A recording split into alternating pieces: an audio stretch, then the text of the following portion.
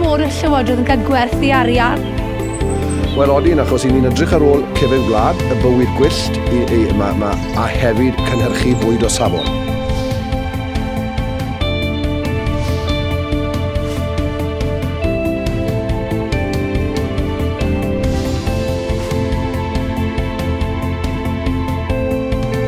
We just want clarity, we want honesty, and we want transparency. So if it's a British-sounding name, we want a British-sounding product in the packet.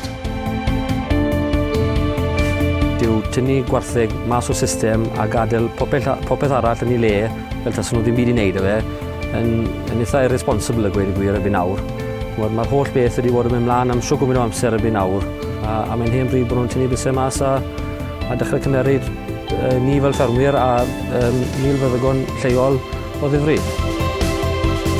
Well, we've been working quite hard on the DPO structures and what's required to set up a DPO.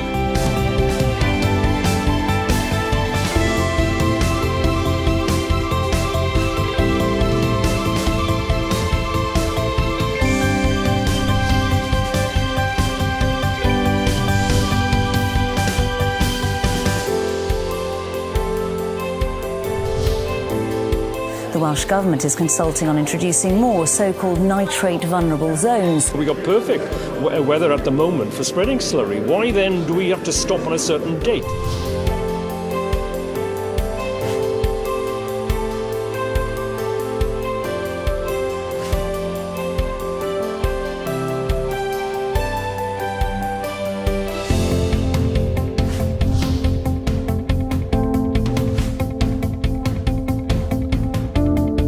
Mae'r neges yma'n dod o Loegr bod ni'n rhoi mwy o arian i fewn i Ewrop na da ni'n cael allan, ond rhaid ni gofio yng Nghymru, da ni'n derbyn 850 o filiynau chwaneg na be da ni yn dal i fewn, felly ar lefel Cymru yn sicr heb sôn am lefel amaethyddiaeth, dwi'n meddwl bod ni'n bwysig ofnadwy fan hyn ar syfion. We need to look at this as a leap into the light.